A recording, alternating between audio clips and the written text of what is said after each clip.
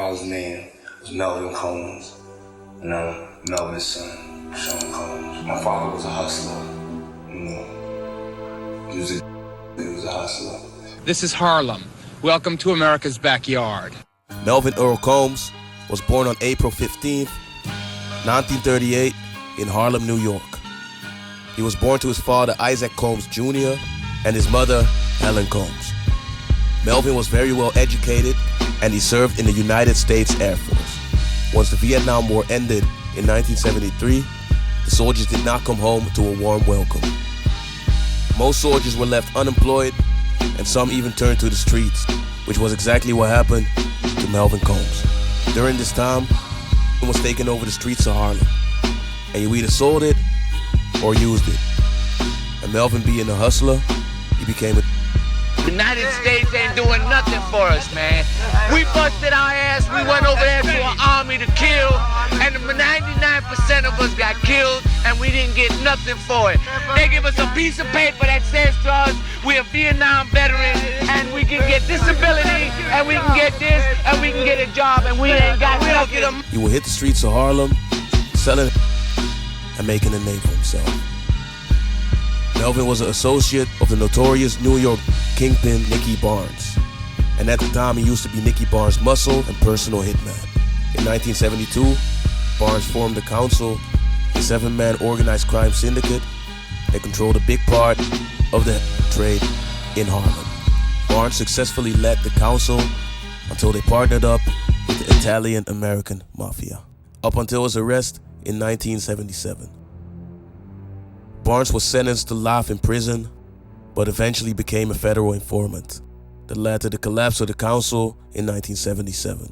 There is no justice. I mean, 8 years ago, Nick was the scum of the earth in terms of court, being in the courtroom, in Judge Worker's court.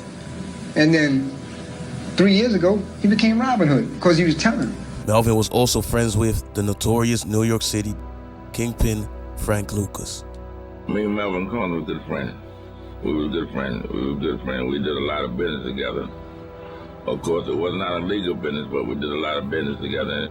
Frank Lucas operated in Harlem during the late 1960s and early 1970s. He was known for cutting out middleman trade and buying it straight from the source. In 1976, Lucas was convicted of trafficking and sentenced to 70 years in prison, but he had his time reduced after becoming an informant. Denzel Washington portrayed Frank Lucas in his film American Gangster, and Jay-Z did the soundtrack. Frank Lucas is cool, but I ain't trying to snitch. I'ma follow the rules no matter how much time I'ma get. With friends like Nicky Barnes and Frank Lucas, Melvin Combs had to be very heavy in those streets. But while in those streets, Melvin would find love. He fell in love with Janice, who was a model and a teacher's assistant. The two got married and had their first daughter, Keisha Combs. Even though Melvin was still selling, he was a family man and would make sure that his family was taken care of. Years later, they had their second child, a boy named Sean Combs, born November 4th, 1969, and later the world would know him as P. Diddy. I told you that we won't stop, so we back cruising through Harlem, these on blocks. The Combs were one big happy family, but the happiness would be short-lived. On one day, Melvin was out on a deal. He was mistaken as an informant and was gunned down sitting in his car on Central Park West. Melvin passed away January 26th of 1972. He was only 33 years old, and P. Diddy was only 3. He was killed when I was 3 years old. I don't have a lot of memories of my father. They say, you can't miss something you never had. Melvin's murder was never solved, but Frank Lucas said that the guy who killed Melvin didn't last long on the streets and got what he deserved. I was sorry to see what happened to him. That shocked the hell out of me. And the guy who did it, I'm glad he got what he got. After Melvin died, Janice left Harlem and moved to Mount Vernon, New York, to make sure her kids would grow up in a safe environment. Janice ended up working 3 jobs to provide for her 2 kids. But her hard work paid off. The kids stayed on track, and P. Diddy would attend Howard University. It was when he was at Howard he would find out the truth about his dad. Growing up, His mom would tell him that his dad died in a car crash to keep Diddy safe. Diddy always felt like there was more to the story and did some research on his dad. My world was changed here at Howard. On my second day of school, I learned something that would change the course of my life forever. I don't talk about this often. I was raised by a single mother in Harlem. My dad, Mr. Melvin Combs, died when I was 3 years old. My mother always told me that he died in a car accident. But something about that, it just didn't feel right. Something was in my soul that was telling me otherwise. So as soon as I got here, I went to the library and I did some research. I used the microfilm at Founders to search through all the newspapers.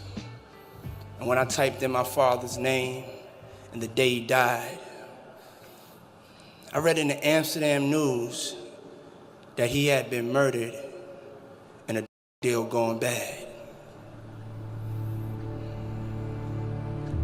Right there in that library, I realized there's nothing greater than a mother's love and desire to protect her child.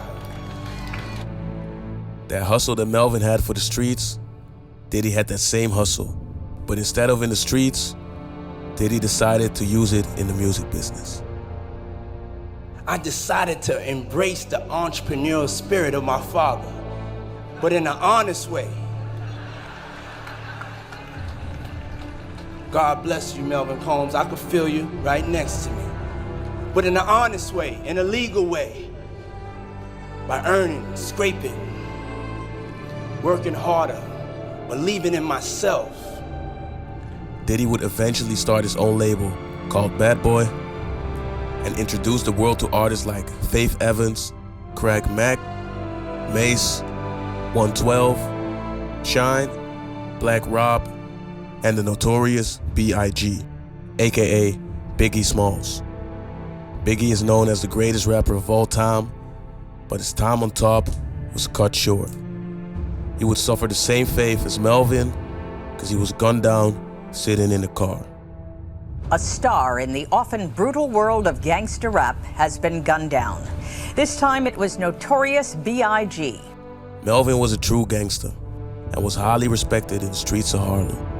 He did what he had to do to survive and provide for his family, which ended up costing him his life. To Melvin, the original King Combs, rest in peace.